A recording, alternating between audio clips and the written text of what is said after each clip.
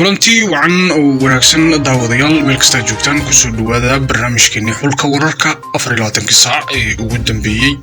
wada aad maanta ku dhageysan doontaan waxa kamid ah madaxweynaha Soomaaliya oo kulan la qaatay ciidamada dawladda federaalka Soomaaliya iyo moraal xoogan oo ciidamadaasi ka muuqda kulanka ayaa sidoo kale waxa lagu daboolay kulan la filayay in madaxweynuhu uu la qaato madaxda midowga Afrika gaar ahaan urur goboleedka IGAD faahfaahin dheeriya ayaanu idinkaga haynaa dalka mid dalalka Yurub oo gabi ahaanba mamnuucay lacagii xawaaladaha ee loo diriyay dalka Soomaaliya xilli abaaro baxsan ay ka jiraan Soomaaliya waa kuma dalkaasi barnaamijka xulka wararka ayaad ku dhageysan doontaan Suudaan iyo Itoobiya oo isu dhowaansho ka gaaray xiriirka labada dal Abiy Ahmed iyo Al-Burhani oo Nairobi isku gacan galiyay iyo xiisada gobolka oo la filayo in ay hoos u dhacdo qodobadaas iyo qodobo kale ayaad ku dhageysan doontaan barnaamijkeena xulka wararka ee warbaahinta Dalsoor TV intaasoo dhan ka hor hadaad kanalka ku cusub tahay fadlan subscribe noo si ay ku soo gaaraan wararkii ugu dambeeyay oo faahfaahsan aynu guda galno barnaamijkeena wasaaraha dowladda federaalka Itoobiya Abiy Ahmed ayaa la kulmay golaha ku-meel gaarka ah ee Suudaan xukuma hogaamiyahooda oo lagu magacaabo Abdul Fattah al-Burhani Abiy Ahmed ayaa magaalada Nairobi ee xarunta dalka Kenya kula qaatay Abdul Fattah al-Burhani halkaas oo ay ku gaareen in ay nabad iyo xasilooni ku soo dabaalaan xuduudda labada dal oo ay ku dagaalamayaan dadka reer guuraaga ah iyo beeraleyda ku nool deegaanadaasi labada mas'uul ayaa isla gurfiyay sababihii markii horeba keenay in isku dhacaasi uu ballaarto oo ay ka soo qayb galaan ciidamada labada dal Al-Burhani ayaa waxaa la sheegay in markii hore uu ganafka ku dhuftay la kulanka Abiy Ahmed maadaama ay dadka beeraleyda Itoobiyaanka ah si gardarro cad ah ugu soo xadgudbeen gudaha dalka Suudaan isla markaasna ay dadka afduubteen deegaanka Al-Shafaq lagu magacaabo Abiy Ahmed oo mar dambe saxaafadda la hadlay ayaa yiri wada hadalladii aan la yeeshay Generaal Abdul Fattah al-Burhani waxaan labadayadaba ka heshiinay in labadeena dal ay leeyihiin waxyaabo badan oo iskaashi ah oo si nabdoon in looga wada shaqeeyo ay tahay Abiy Ahmed ayaa sidoo kale ereyadani ku soo qoray bartiisa Twitter-ka uu ku leeyahay social media arrinta ayaa qorantay kadib markii dadka u dhashay dalka Itoobiya ay weerar cad ku soo qaadeen gudaha dalka Suudaan oo ay xuduud wadaagaan horeyna labada dal ayuu dagaal ku dhex maray dhul ay ku muransan yihiin oo lagu magacaabo Al-Fashaqa waxaana halkaasi laga afduubtay dad shacab iyo ciidan dalka Suudaan ka soo jeeda kuwaasi oo la geeyay gudaha dalka Itoobiya halkaasi oo markii dambe la ogaaday in dadkaasi gabi ahaanba nafta la dhaafiyay Abiy Ahmed ayaa sheegay in wada hadalladu ay sii socon doonaan nabadgelyana lagu soo dabaali doono xuduudda labada dal isagoo ku dheeraaday waxa uu ku sheegay in mar dambe aanay dhici doonin xadgudubyo waaweyn oo ka dhan ah dadka deegaanadaasi daga weli waxaynu ku guda jirnaa barnaamijkeena xulka wararka fadlan haddii aad subscribe saarin channelka subscribe noo saar aynu u gudubno qodobka xiga waddan ka mid ah wadamada Yurub ayaa mamnuucay gabi ahaanba in lacagaha loo soo dirayo bariga Afrika ay dadku u soo xawilaan gudaha wadanadooda Sweden ayaa noqotay waddanka koowaad ee diiday in wax lacag laga soo diro iyadoo lugudkaasi lagu taakuleeyo dadka maxasta ah ee ku nool bariga Afrika gaar ahaan wadamada dhaca Itoobiya Soomaaliya iyo dalalka Kenya iyo Tanzania Sweden ayaa ku andacootay in aanay garanaynin halka ay ku baxaan lacagaha loo soo diro wadamadaasi oo aad u fara badan bangiyada dalkaasi ayaa gabi ahaanba laga xiray kontooyinkii ay lahaayeen xawaalado ay ku jirto Amal Express oo la soo carbaabay iyo 20 xawaaladood oo kale oo ka shaqeeya gudaha bariga Afrika arrintan ayaa waxa ay dhabarjabin ku noqotay dadka ku nool deegaanadaasi oo abaaro colaado iyo biyo la'aan ay saameysay dawladda ayaa ku andacoonaysa in ay doonayso in ay ogaato halka sida rasmiga ah ay lacagtani ugu gacan gasho mas'uul ka tirsan Amal Express oo la hadlay raadiyaha afka Soomaaliga ku hadla ee dalka Sweden ayaa sheegay in ay dowladda mar kaliya xirtay koontooyinkii ay lacagaha dhigan jireen ee gudaha bangiyada dalkaasi Sweden,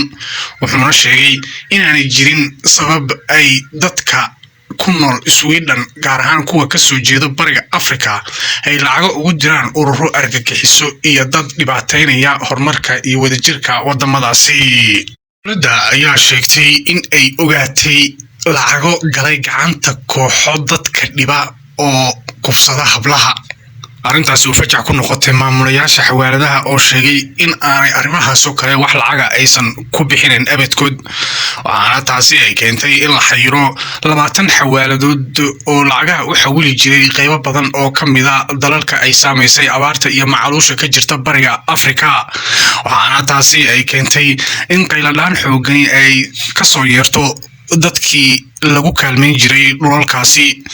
wadamada Yurub ayaa marar kala duwan ku celceliya in lacagaha ay diraan xawaaladaha oo ah lacago aad u xad dhaaf ah oo sanadkii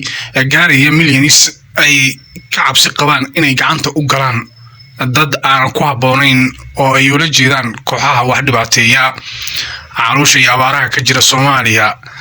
Tigray oo dalka Itoobiya ah iyo qaybo ka mid ah dalka Jamhuuriyadda Djibouti ayaa waxa ay dadku aad ugu baahan yihiin garab istaag iyo in laga caawiyo, taasi oo dadka eheladooda iyo asxaabtooda ay ka soo caawiyaan wadamada dibadda. balse haddii dowladda Sweden ay haatan ku adkaysato in ay joojinayso lacagahaasi loo xawiliyo deegaanadaasi, waxay noqon doontaa mid cawaaqib ku reebta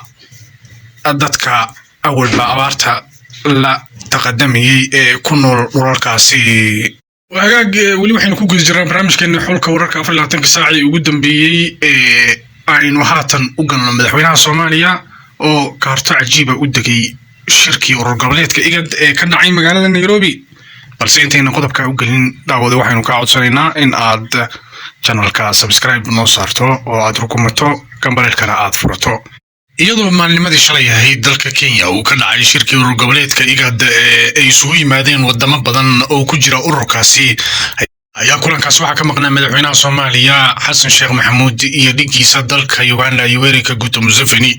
ayaa la sheegay inuu dareemayo waxoogaa hidhiga ama waxa af Soomaaliga lagu yiraahdo hargabkaasi oo ka baaqday shirkaasi. dhanka kale madaxweynaha Soomaaliya oo caafimaad qaba ayaa maalin ka hor inta aanu shirka furmin waxa uu duulay dalkaasi Turkiga, halkaasi oo uu kulamo kula qaatay madax kala duwan oo dalkaasi ka soo jeeda. madaxweynaha Soomaaliya ayaa door biday intii uu ka qaybgeli lahaa shirka urur goboleedka IGAD in uu la kulmo ciidamada Soomaalida ah ee ku xareysan deegaanka Esberer oo ku yaala dalka Turkiga, halkaas oo kumanaan ciidanka dowladda federaalka Soomaaliya ee loo soo tababarayo ay ku jiraan. madaxweynaha ayaa la qadeeyay isla markaasna la fadhiyay ciidamadaasi xilli kursigiisii magaalada Nairobi ee uu ku matalayay Soomaaliya urur goboleedka IGAD uu banaanaa. dadka falanqeeya arrimaha siyaasadda iyo diblomaasiyadda ayaa arrintani ku sheegay laba qodob. qodobka koowaad ayaa waxa ay ku sheegeen in uu yahay in madaxweyne Xasan Sheekh Maxamuud oo haatan ku cusub xafiiska uu dhowriyo madaxweynaha la soo dooran doono ee dalkan Kenya in uu kala hadlo arrimaha waaweyn ee horyaala labada dal, gaar ahaan marka la fiiriyo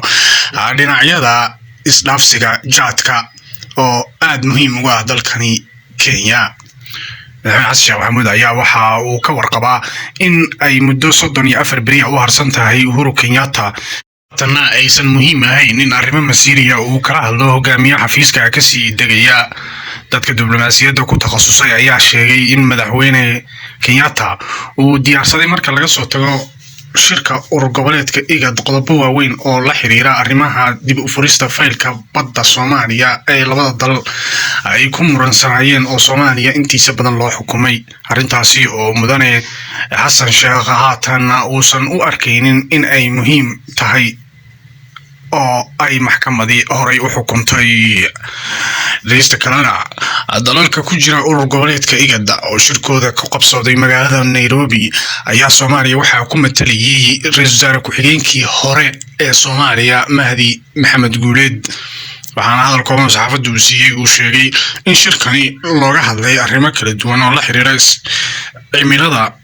abaaraha iyo colaadaha ka jira qaybo ka mid ah dalalka ku jira urur goboleedka IGAD. waxaan u sheegay in dhammaan qodobadaasi la iska afgartay. marka la fiiriyo diblomaasiyadda cusub ee Soomaaliya ay la soo baxday ayaa noqonaysa mid ay kula noolaan karto